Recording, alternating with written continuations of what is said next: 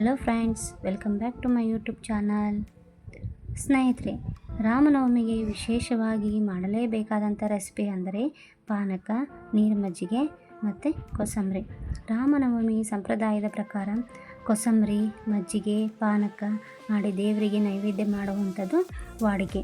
ಅದೇ ರೀತಿ ರಾಮನವಮಿ ದಿನ ಯಾರೇ ಅತಿಥಿಗಳು ಬಂದರೂ ಸಹ ಪಾನಕ, ಮಜ್ಜಿಗೆ ಮತ್ತು ಕೋಸಂಬರಿ ನೀಡುವುದು ಸಹ ಸಂಪ್ರದಾಯ. ಹಾಗಿದ್ದರೆ ಇವತ್ತಿನ ವಿಡಿಯೋದಲ್ಲಿ ರಾಮನವಮಿ ವಿಶೇಷವಾಗಿ ಮಾಡುವಂತಹ ಪಾನಕ, ಮಜ್ಜಿಗೆ, ಕೋಸಂಬರಿಯನ್ನು ಹೇಗೆ ಮಾಡುವುದು ನೋಡೋಣ. ಸ್ನೇಹಿತರೆ, ನಿಮ್ಮಲ್ಲಿ ನನ್ನದೊಂದು ರಿಕ್ವೆಸ್ಟ್, ಈ ವಿಡಿಯೋನ ಪೂರ್ತಿಯಾಗಿ ನೋಡಿ. ಇಷ್ಟ ಆದರೆ ಒಂದು ಸಬ್ಸ್ಕ್ರೈಬ್ ಮಾಡಿಕೊಂಡು ಲೈಕ್ ಕೂಡ ಕೊಡಿ. ಬನ್ನಿ, ಹಾಗಿದ್ದರೆ ರಾಮನವಮಿಯ ವಿಶೇಷವಾದ ರೆಸಿಪಿಯನ್ನು ನೋಡೋಣ. ಮೊದಲಿಗೆ ನಾನಿಲ್ಲಿ ಸಿಹಿಯಾದ ಪಾನಕವನ್ನು ಮಾಡ್ತಿದ್ದೀನಿ. ಪಾನಕ ತುಂಬಾ ವಿಶೇಷ ಅಂತ ಹೇಳ್ಬೋದು. ಯಾಕಂತಂದರೆ ಇದು ಆರ್ಗ್ಯಾನಿಕ್ ಬೆಲ್ಲದಿಂದ ಮಾಡಿರುವಂಥ ಪಾನಕ. ಈ ಪಾನಕವನ್ನು ಮಾಡಲಿಕ್ಕೆ ನಾನು ಅರ್ಧದಷ್ಟು ಕರ್ಬೂಜ ಹಣ್ಣನ್ನು ಕಟ್ ಮಾಡಿ ಇಟ್ಕೊಂಡಿದ್ದೀನಿ. ನಾನು ಇಲ್ಲಿ 250 ml ಕಪ್ಪಿನ ಅಳತೆಯ 2 ಕಪ್ಪು ಬೆಲ್ಲದ ಪುಡಿಯನ್ನು ತಗೊಂಡಿದ್ದೀನಿ. 1 ಲಿಂಬೆ ಹಣ್ಣಿನ ರಸವನ್ನು, 8ರಿಂದ 10 ಕಾಳು ಮೆಣಸುಗಳನ್ನು, 4 ಏಲಕ್ಕಿಯನ್ನು ತಗೊಂಡಿದ್ದೀನಿ. ಇದಿಷ್ಟು ಪಾನಕ ಮಾಡಲಿಕ್ಕೆ ಬೇಕಾಗುವಂತಹ ಪದಾರ್ಥಗಳು. ಒಂದು ಬಟ್ಲಿಗೆ ನಾವು ತೊಗೊಂಡಿರುವಂಥ ಬೆಲ್ಲವನ್ನು ಸೇರಿಸ್ಕೊಳ್ತಾ ಇದ್ದೀನಿ. ನಂತರ 2 ಗ್ಲಾಸ್ ನೀರನ್ನು ಸೇರಿಸ್ಕೊಳ್ತಾ ಇದ್ದೀನಿ. ಈ ರೀತಿ ನೀರು ಮತ್ತು ಬೆಲ್ಲ ಕಂಪ್ಲೀಟಾಗಿ ನೀರು ಜೊತೆ ಮಿಕ್ಸ್ ಆಗಬೇಕು. ಬೆಲ್ಲ ಕರಗುವಂಥ ಸಮಯದಲ್ಲಿ ಈ ಕರ್ಬೂಜ ಹಣ್ಣನ್ನು ಮಿಕ್ಸಿ ಜಾರಿಗೆ ಹಾಕಿ ಪೇಸ್ಟನ್ನು ರೆಡಿ ಮಾಡ್ಕೊಳ್ಳೋಣ. ಈಗ ಒಂದು ಮಿಕ್ಸಿ ಜಾರಿಗೆ ಕಟ್ ಮಾಡಿಟ್ಕೊಂಡಿರುವಂತಹ ಕರ್ಬೂಜ ಹಣ್ಣನ್ನು ಸೇರಿಸ್ಕೊಳ್ತಾ ಇದ್ದೀನಿ. ಕರ್ಬೂಜ ಹಣ್ಣನ್ನು ನುಣ್ಣಗೆ ಬೇಕಾದರೂ ರುಬ್ಕೋಬೋದು, ಇಲ್ಲ ಅಂತಂದರೆ ತರಿಯಾಗಿ ಆದರೂ ರುಬ್ಕೋಬೋದು. ನಾನಿಲ್ಲಿ ನುಣ್ಣಗೆ ರುಬ್ಕೊಂಡಿದ್ದೀನಿ. ಇವಾಗ ಮತ್ತೊಂದು ಪಾತ್ರೆಯನ್ನು ತಗೊಂಡು ನಾವು ಮೊದಲಿಗೆನೇ ಕರಗಿಸ್ಲಿಕ್ಕೆ ಇಟ್ಟಿದಂತಹ ಬೆಲ್ಲದ ನೀರನ್ನು ಈ ಥರ ನಾವು ಸೋಸ್ಕೋಬೇಕು. ಸೋಸ್ಕೊಂಡಿರುವಂತಹ ಬೆಲ್ಲದ ನೀರಿಗೆ ನಾವು ರುಬ್ಕೊಂಡಿರುವಂತಹ ಕರ್ಬೂಜ ಹಣ್ಣಿನ ಪೇಸ್ಟನ್ನು ಮಿಕ್ಸ್ ಮಾಡ್ಕೋಬೇಕು. ಅದ್ರ ಜೊತೆಗೆ 4 ಏಲಕ್ಕಿಯನ್ನು ತೊಗೊಂಡಿತ್ತಲ್ಲ, ಸೊ ಅದನ್ನು ಪುಡಿ ಮಾಡಿ ಈ ಥರ ಮಿಕ್ಸ್ ಮಾಡ್ಕೋಬೇಕು. ಹಾಗೆ ಕೂಡ ಕರಿಮೆಣಸನ್ನು ಕೂಡ ಕುಟ್ಟಿ ಪುಡಿ ಮಾಡಿ ಹಾಕ್ಕೋಬೇಕು. ಲಿಂಬೆ ಹಣ್ಣಿನ ರಸವನ್ನು ಕೂಡ ಮಿಕ್ಸ್ ಮಾಡ್ಕೋಬೇಕು. ಇದ್ರ ಜೊತೆಯಾಗಿ ಏನು ಮಿಕ್ಸ್ ಮಾಡ್ಕೊಂಡಿದ್ವಲ್ಲ ಅದೇ ಒಂದು ಜಾರಿಗೆ ಇನ್ನೊಂಚೂರು ನೀರು ಹಾಕಿ ಈ ಥರವನ್ನು ಮಿಕ್ಸ್ ಮಾಡಿಕೊಂಡ್ರೆ ತುಂಬ ರುಚಿಯಾದಂತಹ ಪಾನಕ ರೆಡಿಯಾಗುತ್ತೆ. ರಾಮನವಮಿಯ ವಿಶೇಷವಾದಂತಹ ಪಾನಕವನ್ನು ತಯಾರಾದ ಮೇಲೆ ಇವಾಗ ನಾವು ನೀರು ಮಜ್ಜಿಗೆಯನ್ನು ರೆಡಿ ಮಾಡ್ಕೊಳ್ಳೋಣ. ಇಲ್ಲಿ ನೀರು ಮಜ್ಜಿಗೆಯನ್ನು ಮಾಡ್ಕೊಳ್ಳಿಕ್ಕೆ ನಾನು 1 ಕಪ್ನಷ್ಟು ಮೊಸರು, 2 ಹಸಿಮೆಣಸಿನ್ಕಾಯಿ, ರುಚಿಗೆ ತಕ್ಕಷ್ಟು ಉಪ್ಪು, ಕರಿಬೇವು, ಕೊತ್ತಂಬರಿ ಹಾಗೆ ಅಲ್ಲ ಮತ್ತು ಬೆಳ್ಳುಳ್ಳಿ ಪೇಸ್ಟನ್ನು ತೊಗೊಂಡಿದ್ದೀನಿ. ತೊಗೊಂಡಿರುವಂಥ 4 ಹಸಿಮೆಣಸಿನ್ಕಾಯಿಗಳನ್ನು ಕಟ್ ಮಾಡಿ ಕುಟಾಣಿಗೆ ಹಾಕ್ಕೊಳ್ತಾ ಇದ್ದೀನಿ.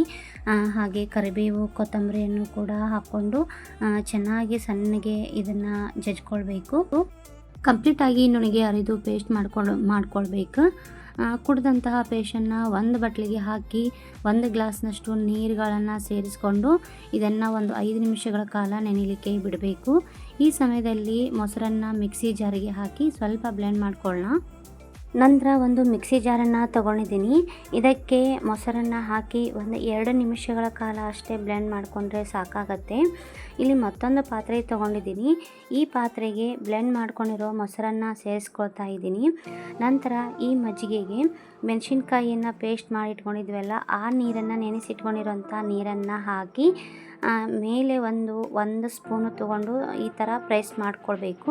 ಈ ಥರ ಪ್ರೆಸ್ ಮಾಡಿಕೊಂಡ್ರೆ ಇದರಲ್ಲಿರುವಂತಹ ಕಾರಿನ ಅಂಶವೆಲ್ಲ ಏನಾಗುತ್ತೆ ಮಜ್ಜಿಗೆಗೆ ಸೇರಿಕೊಳ್ಳುತ್ತೆ.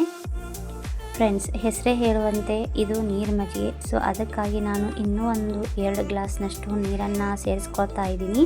ಈ ನೀರು ಸೇರಿಸ್ಕೊಂಡ ನಂತರ ರುಚಿಗೆ ತಕ್ಕಷ್ಟು ಉಪ್ಪು ಹಾಗೆ ಕಟ್ ಮಾಡಿಟ್ಕೊಂಡಿರುವಂತಹ ಕರಿಬೇವು, ಕೊತ್ತಂಬರಿಯನ್ನು ಹಾಗೆ ಬೆಳ್ಳುಳ್ಳಿ ಪೇಸ್ಟನ್ನು ಹಾಕ್ಕೊಂಡು ಮಿಕ್ಸ್ ಮಾಡ್ಕೊಳ್ತಾ ಇದ್ದೀನಿ. ಇದಕ್ಕೆ ಸಣ್ಣದಾಗಿ ಒಂದು ಒಗ್ಗರಣೆನ ಕೊಟ್ಕೊಳ್ಬೇಕು. ಸೊ ಆಮೇಲೆ ಇದನ್ನು ಒಗ್ಗರಣೆ ಕೊಟ್ಕೊಂಡ್ರಾಯಿತು. ಇವಾಗ ನೀರು ಮಜ್ಜಿಗೆ ರೆಡಿ ಆಯಿತು. ಬನ್ನಿ ಫ್ರೆಂಡ್ಸ್, ನೆಕ್ಸ್ಟ್ ಮಾಡೋದು ಕೋಸಂಬರಿಯನ್ನು ರೆಡಿ ಮಾಡ್ಕೊಳ್ಳೋಣ.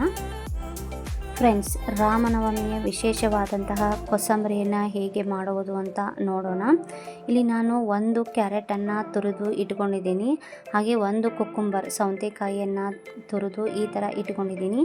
ಹಾಗೆ ಒಂದು ಮಾವಿನಕಾಯಿಯನ್ನು ಅರ್ಧ ಮಾವಿನಕಾಯಿಯನ್ನು ತುರಿದು ಇಟ್ಕೊಂಡಿದ್ದೀನಿ.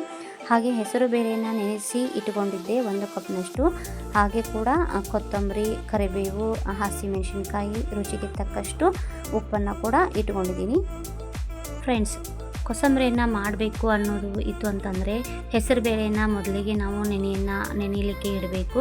ಇಲ್ಲಿ ನೆನೆಯಲಿಕ್ಕೆ ಇಟ್ಕೊಂಡಿರುವಂತಹ ಹೆಸರುಬೇಳೆ, ಕಟ್ ಮಾಡಿ ಇಟ್ಕೊಂಡಿರುವಂತಹ ಕ್ಯಾರೆಟ್, ಕಟ್ ಮಾಡಿ ಇಟ್ಕೊಂಡಿರುವಂತಹ ಕುಕ್ಕುಂಬರ್, ಹಾಗೆ ಮಾವಿನಕಾಯಿ ತುರಿಯನ್ನು, ಹಸಿಮೆಣಸಿನ್ಕಾಯಿ, ರುಚಿಗೆ ತಕ್ಕಷ್ಟು ಉಪ್ಪು, ಕರಿಬೇವು, ಕೊತ್ತಂಬರಿ ಇವೆಲ್ಲವನ್ನು ಹಾಕಿ ಚೆನ್ನಾಗಿ ಮಿಕ್ಸ್ ಮಾಡಿಕೊಳ್ಬೇಕು. ಫ್ರೆಂಡ್ಸ್, ಇವಾಗ ನೀರು ಮಜ್ಜಿಗೆ ಹಾಗೂ ಕೋಸಂಬರಿಗೆ ಒಗ್ಗರಣೆ ಕೊಡಬೇಕು ಅಂತಂದರೆ ಸ್ವಲ್ಪ ಎಣ್ಣೆನ ಕಾಯಲಿಕ್ಕೆ ಇಟ್ಕೊಂಡು ಅದಕ್ಕೆ ಸಾಸಿವೆ, ಜೀರಿಗೆ ಹಾಗೆ ಕರಿಬೇವು ಹಾಕಿ ಒಗ್ಗರಣೆನ ಕೊಡಬೇಕು. ಅದಾದ ನಂತರ ಮಜ್ಜಿಗೆ ಹಾಗೆ ಕೋಸಂಬರಿಗೆ ಕೂಡ ಮಿಕ್ಸ್ ಮಾಡಿದರೆ ನಮ್ಮ ರಾಮನವಮಿಯ ವಿಶೇಷವಾದಂತಹ ನೀರು ಮಜ್ಜಿಗೆ, ಕೋಸಂಬರಿ ಹಾಗೆ ಪಾನಕ ರೆಡಿಯಾಗುತ್ತೆ. ಫ್ರೆಂಡ್ಸ್, ಈ ಒಂದು ವಿಡಿಯೋ ಯಾರಿಗೆಲ್ಲ ಇಷ್ಟ ಆಗಿದೆ ಪ್ಲೀಸ್ ಸಬ್ಸ್ಕ್ರೈಬ್ ಮಾಡಿರಿ, ಲೈಕ್ ಕೊಡಿರಿ, ಹಾಗೆ ಶೇರ್ ಮಾಡಿರಿ ಅಂತ ಹೇಳ್ತಾ ಥ್ಯಾಂಕ್ ಯು ಸೋ ಮಚ್.